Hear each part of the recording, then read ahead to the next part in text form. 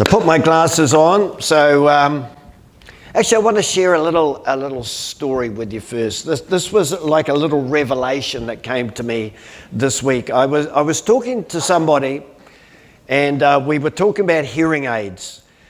Now, I don't know how it happened, but somewhere along the line, I reached this age where I need to wear things on my eyes to help me read and things in my ears to help me hear. And we were having this little discussion about hearing aids.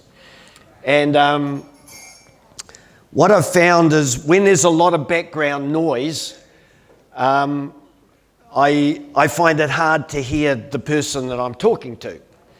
If I put the hearing aids in and I'm facing the person I'm talking to, I can hear them relatively well. But hearing aids are quite directional.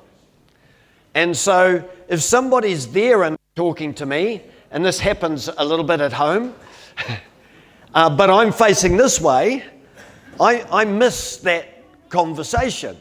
I've actually got to be turned towards them to pick it up. And it dawned on me that is so much like the way we walk with our God. We have to turn towards Him to hear from Him, and the background noise can so easily block out His voice. And so we miss it. And it's not that He's not speaking, it's just we miss it with all the background noise that's happening. And of course, the last thing is that, and this is the big one for me, I've got to remember to actually put them in. And my kids constantly say, kids or grandchildren, Dad or Granddad, are you wearing your hearing aids? Because you're not hearing what we're saying. And it's like there's a mode where we decide to try and listen to the Lord. And often we're not in that mode. We're just going through life. And it's like we haven't put our hearing aids in to listen to what God's saying. So that was just a little revelation that came to me during the week. I want to read you a verse, Romans 10 verse 9, a very well-known verse. It says, if you declare with your mouth Jesus is Lord and believe in your heart that God raised Him from the dead, you will be saved. And I just want to hit upon that very first line, if you declare with your mouth, because this morning we're going to talk about words. Words of blessing, words of curses, words that heal, words that hurt. But I'm not going to talk so much about the negative side of it, but rather the positive side, because there is power in what we speak forth. And we're going to do a little bit of old school today, because the thunderstorm fried my printer, so I've had to write all my notes out longhand. That's good, and we're going to use one of these things, which I will move up to the front very shortly. But I want to read you a story. It comes from Genesis chapter 27.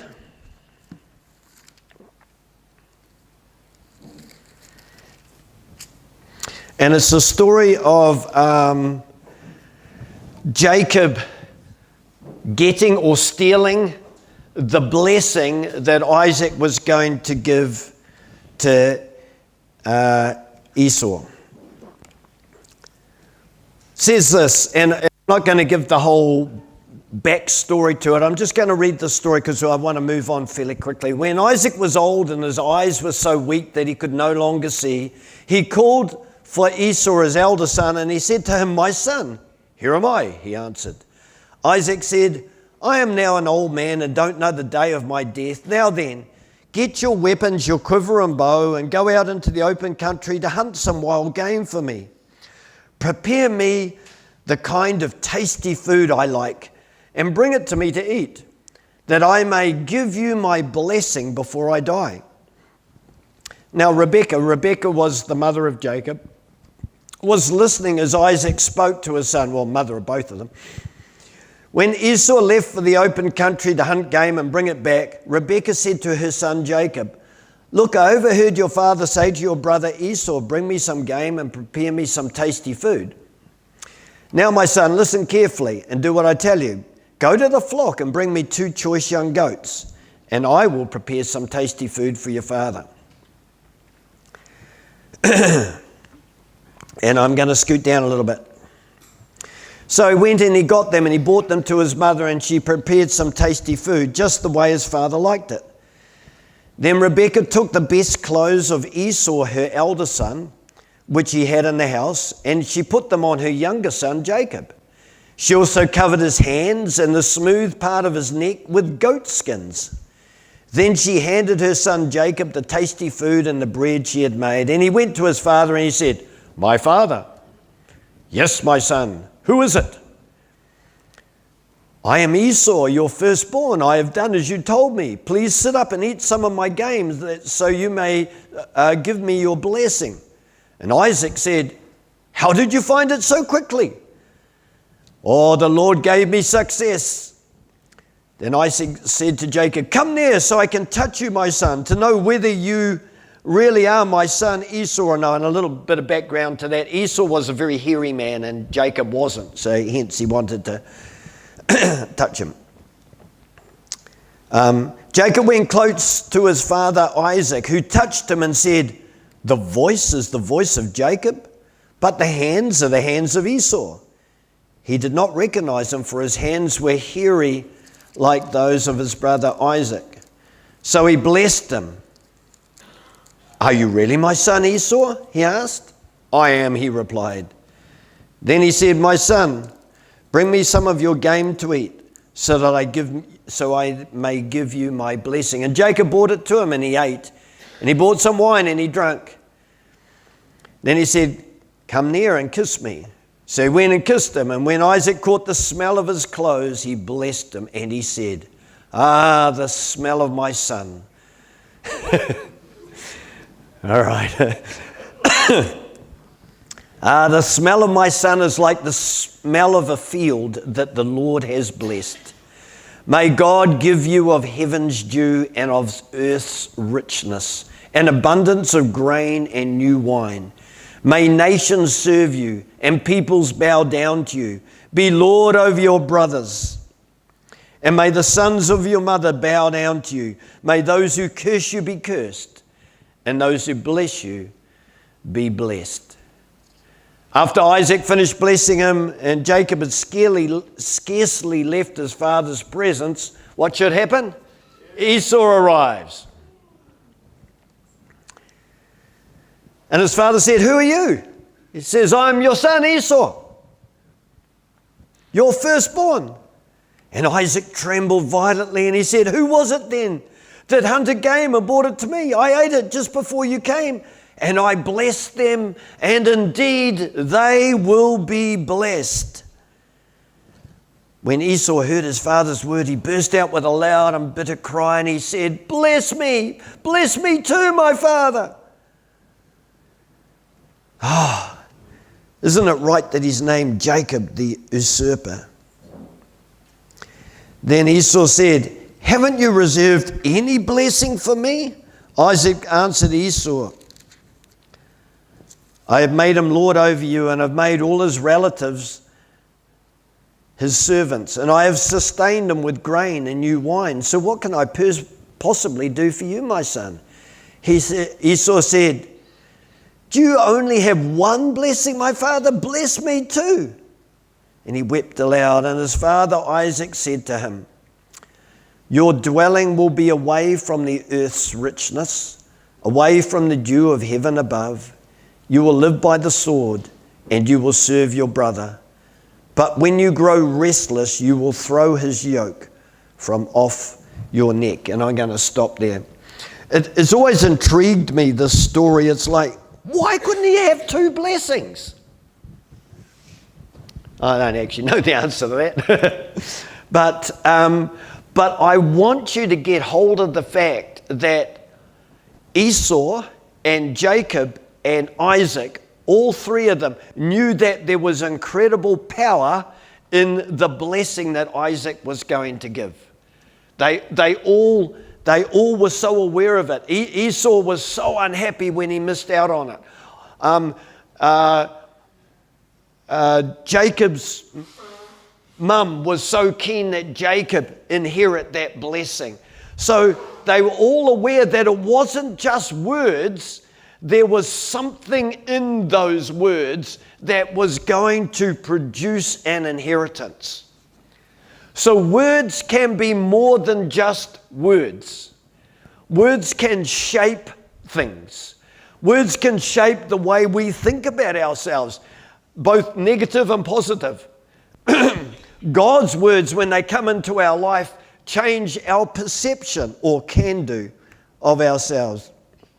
The verse Proverbs 18:21, if you want to put that up, John, says this: death and life are in the power of the tongue. Those who love it will eat its fruit. There is power in the tongue, and to speak about the words that are spoken from the tongue. In 1 Thessalonians 5 verses 11. Have we got that one, John? Okay. It says, therefore exhort one another and build each other up, even as you also do. There's something about exhort, or NIV uses the word encourage. Therefore encourage one another. In other words, speak encouraging words to one another, because they build each other up. That's a good thing to do, isn't it? Because when we speak exhortation, encouraging words to one another, we are actually speaking a blessing out on one another. Now, would you rather give a blessing or a curse? Right, that was a very loud, unanimous cry. Great. But I believe you. And now you are going to help me out. Actually,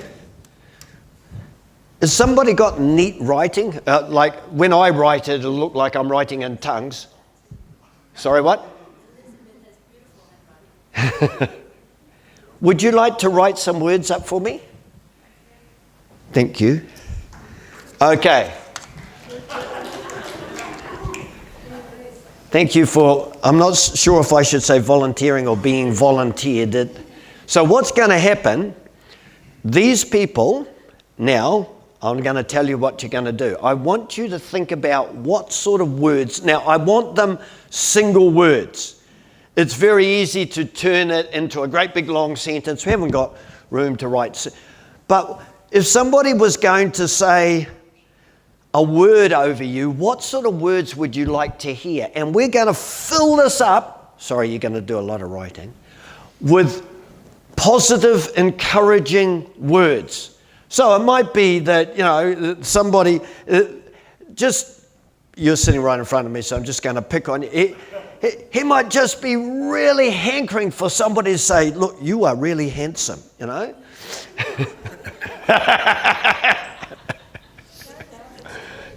Yeah, there you go, see. So we could write handsome or beautiful up there. You know. Have you got room? Do you want me to back it up a little bit? Because you're sort of stuck on the step there. Okay, so that's the only ones I'm going to give you, because you're going to be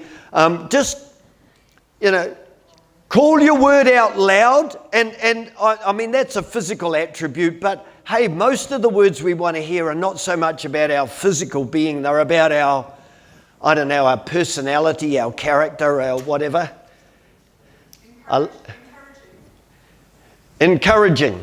Okay, so you're an encouraging person? Okay, how you going? All right. Okay, here we go. Can you keep up? You tell me if they get ahead of you. So we've got kind, we've got awesome. Peace. What was that one? Peace. Peace? P-E-A-C-E. A peaceful person. Maybe peaceful would be the right word. Caring. That's a great word, isn't it? Wise. Wise. Oh, now we're talking. Yep. How you going? This is a test of spelling as well, isn't it? like handsome. It's all right. There's a D in handsome. Compassionate. What a wonderful word. Oh, come on. You're not really trying, you know. There should be so many words. Don't you people get these words all the time?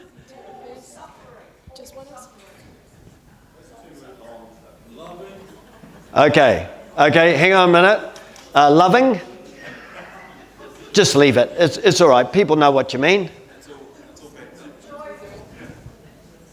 Joyful. Wow, that's a lovely one. Thoughtful. Sorry, that was two at once. Healed? You are healed. Well healed? Okay, yep. Dedicated. Faithful. Forgiving. Hang on, slow down for one moment. Sorry, we're making you work really hard, aren't we? Faithful. Where did we get up to? Forgiving? Patient. Yeah, I'd love somebody to say that about me. That would Resourceful? That's a brilliant word. Gracious. Okay, hang on a minute. Yep. Resourceful. That'll do. Yep. Sorry, what came after resourceful? Gracious.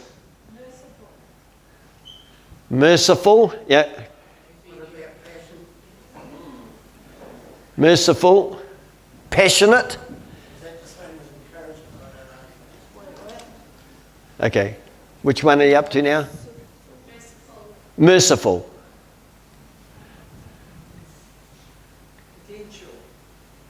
Sorry? I don't know how you could say to somebody, you are a potential. You have potential, but you're not are a potential. Yeah.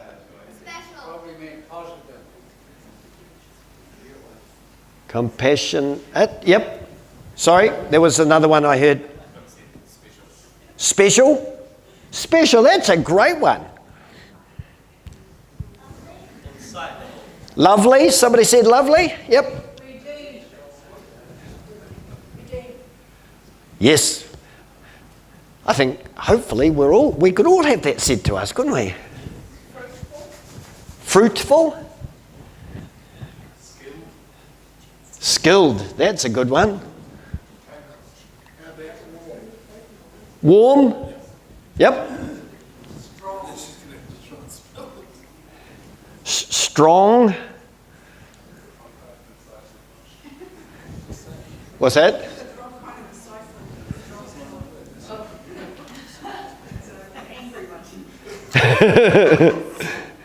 That's all right. Insight. C, yeah.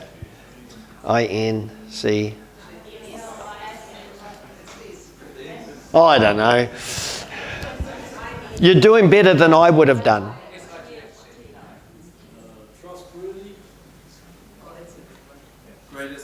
Trustworthy, that's a good word, yeah. Honest. Capable, yep.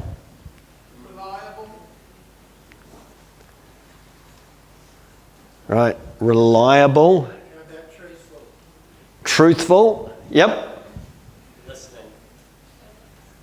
Listening. Maybe that would be listener.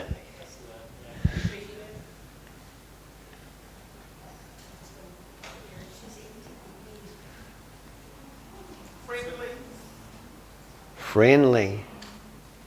Obedient. We got that? Well, we've got something. Obedient, E. Yeah. Successful. I heard that word, but we didn't write it. Yep.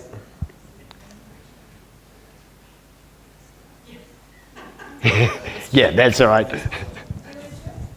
Diligent. Oh, that's a really good word, isn't it? Diligent. D-I-L. Is it one L or two? One.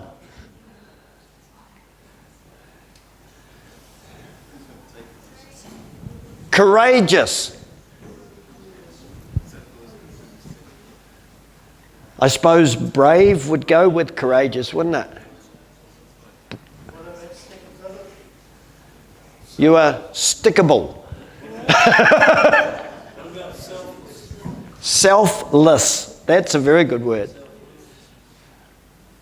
I'm still trying to figure out stickable. Stickable. Oh, okay. Persistent. Whoop.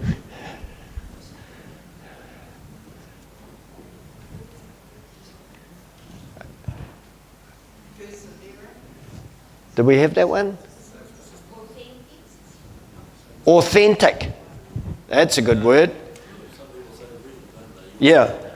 You could put real beside that.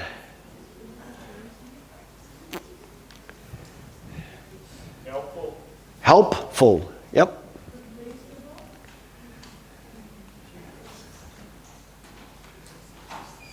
All right, we're going to stop when we fill this up, which is only what we've got room for. What, about 4 or 6 more?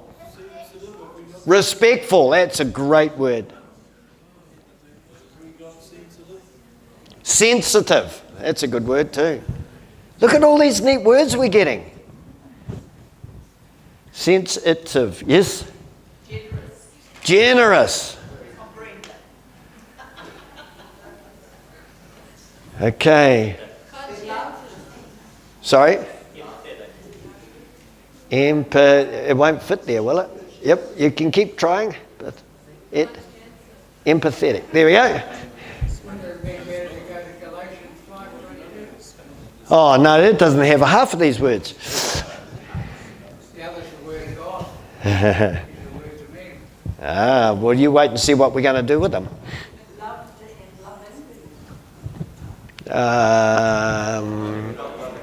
Got loving somewhere? Okay, we got lovely. Okay, right, loving. Oh, well, we've got it twice now. That's all right. I can't see where it is. Oh, here it is. There. Oh, we have 2 compassionates. I think the other compassionate is meant to be just passionate. Oh, okay. Get rid of the com. Oh, passionate we've got. Yep. Yeah, I mean on the Okay.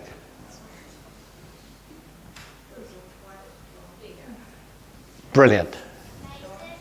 Amazing. What an amazing word.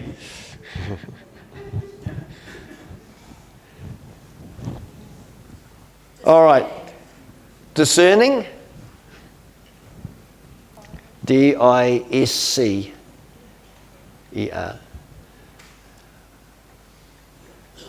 All right. So, do you think we've got enough to keep going with? Okay. Has anybody been a good scribe today? Help yourself. You've done an amazing job.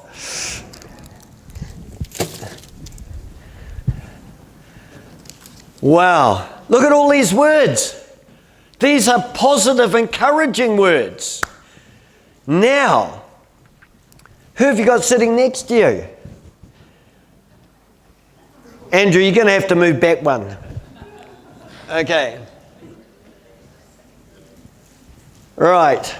So if you haven't got somebody sitting next to you, you'll have to turn to somebody somewhere. And this is what I want you to do without moving too far, because the moving bit's yet to come. Okay. But I want you to read these words, or they're up there, which way you want to read them. And then you think, what would be the right words that I could give to the person sitting next to me? What words could I share with them that I think are right for that person? And so then I want you to share those words. So you say, I think you are, whatever words fit in there, and then they can have a go at saying it back to you. Okay? All right, way to go. Okay. So now, I would like you to look around the room, okay? And I would like you to look at, I'm not going to point out a person, but I'd like you to pick a person, somebody preferably that you don't know quite so well. Maybe somebody you're not related to, okay? Maybe not the one that you would normally go to and because you feel, comfortable with. All right?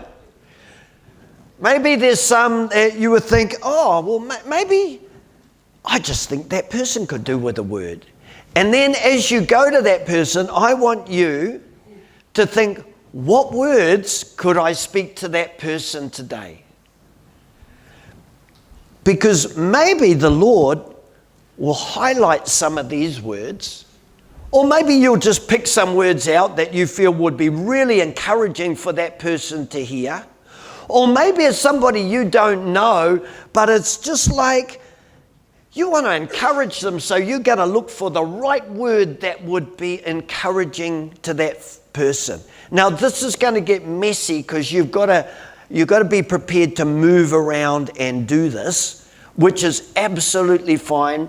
So we're going to make it all messy, and some of you are going to have to step out of your comfort zone, and some of you you might be more comfortable to stay where you are. That's all right. I mean, I'm not trying to put anybody in a really difficult scenario, but at the same time, maybe we can move around and we can encourage one another. And then, just so that you know, because there'll probably be some people at the end of this time that go, oh, nobody came to me. So at the end of this time, if you're in that category, we're going to specifically pick on you. Not pick on you, we're going to specifically encourage you. Okay, so look around. Who are you going to go to? Away you go. All right, how are we going?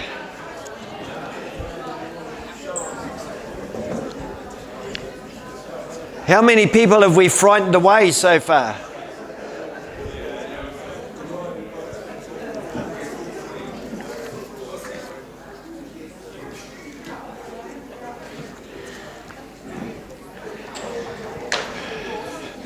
All right. How many of you have received like a nice encouraging word? Okay. Would you like to find a seat? Now this is going to kind of put you on the spot a little bit. Like, how do I do this? Who hasn't had somebody come to them? Are we that good at church that we've got everybody covered? That is awesome. Or is it that there are some people that are just a little shy to put their hands up? Hey, Greg, the word for God was loyal, and I don't think that word is up there. Loyal. Okay, well we can add that because this is not a complete list. This is a right. Okay, look, we're going to get more words now, aren't we? Precious. Sorry, precious? How do you spell it? I don't know. Yep, that looks good. Was there any others that we needed that you found yourself using? Sorry? Hard working. Is that one or two words?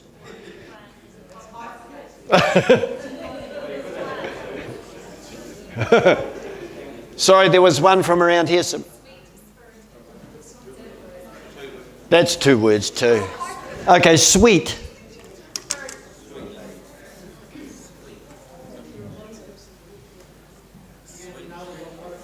Okay, just write sweet.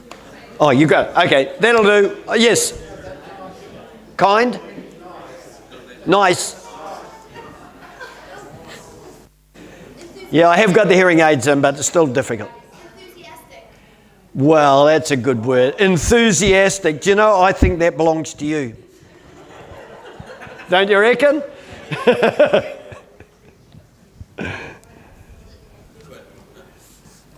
Okay, we're going to... Oh, okay, one more. Pretty. But pretty would be appropriate too, probably. Witty. Witty, pretty. Thank you. Okay, let's just push pause there for a moment.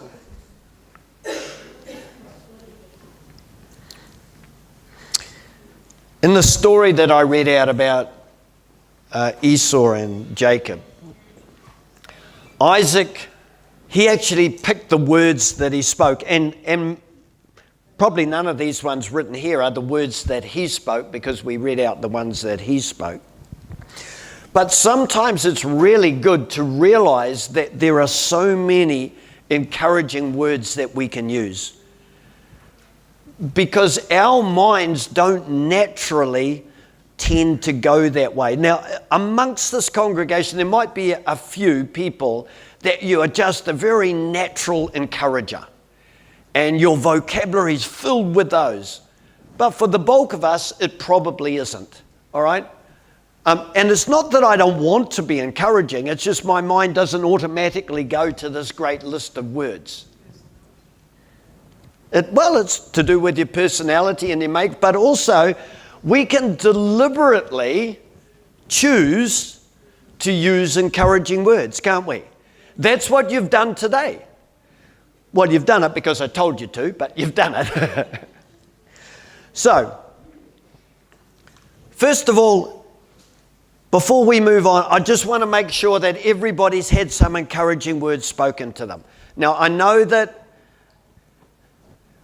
Okay, I'm just going to take your word that you had. Okay, so homework. During the week, all of you are going to come across different people, and it might not be appropriate for some of those people, but I want you to find at least one person during the week that you can share some encouraging words with. One person that just when you stop and you're talking to that person, sorry, am I in your way, Wynn? Yeah, take a photo of all that. You're allowed to do that. We allow photos of words. As long as I'm not in the photo, that's all right, okay?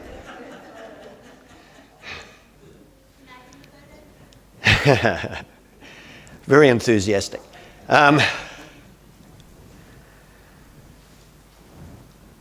We learn to do things by doing things.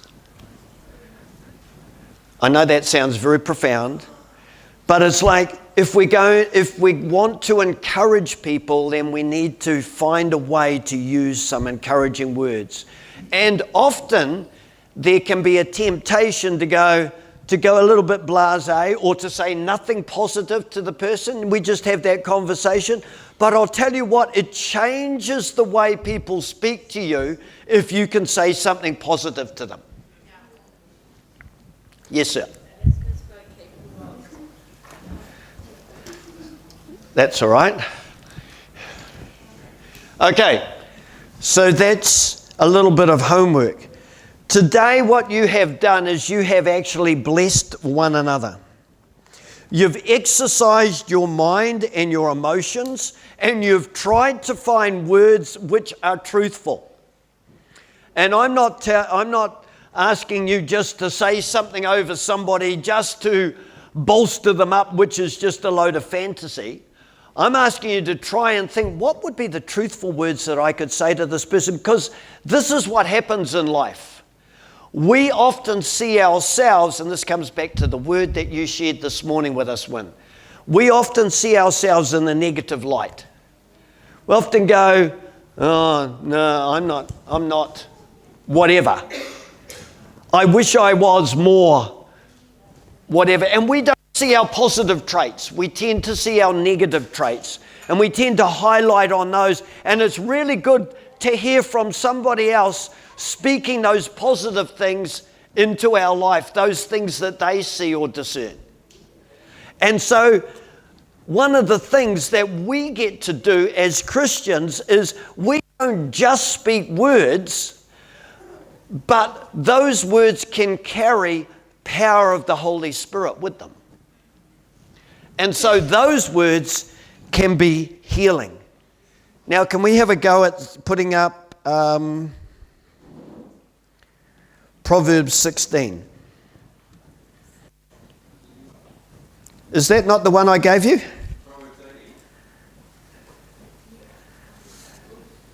What did I give you?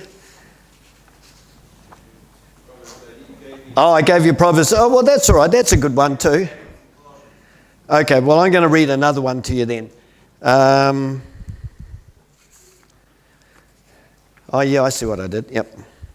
Proverbs 16, verse 24, which is not in front of you, says this: gracious words are a honeycomb, sweet to the soul and healing to the bones. Isn't that lovely? You've been speaking gracious words to one another.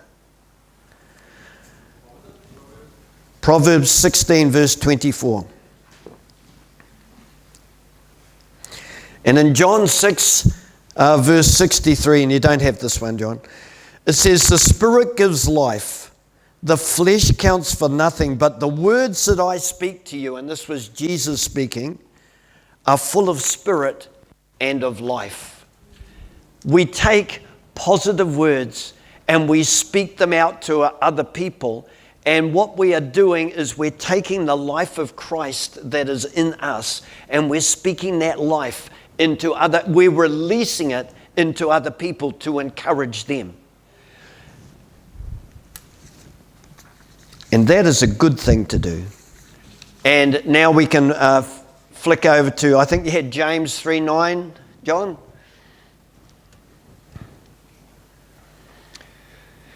It's speaking about the tongue. And it says, and basically it's saying our tongue, our words, if you like, that we speak, can be nasty, can be deadly poison, can pull people down, can be hurtful. Whether we bless our God and Father, and whether we curse men who are made in the image of God. What is it saying? What we should do is we should use it for blessing. But we're going to move on to Colossians 3. 16 and 17, let the word of Christ dwell in you richly, in all wisdom, teaching and admonishing one another with psalms and hymns and spiritual songs, singing with grace in your heart to the Lord. Whatever you do, in word or in deed, do all in the name of the Lord Jesus, giving thanks to God the Father through him. That's our job.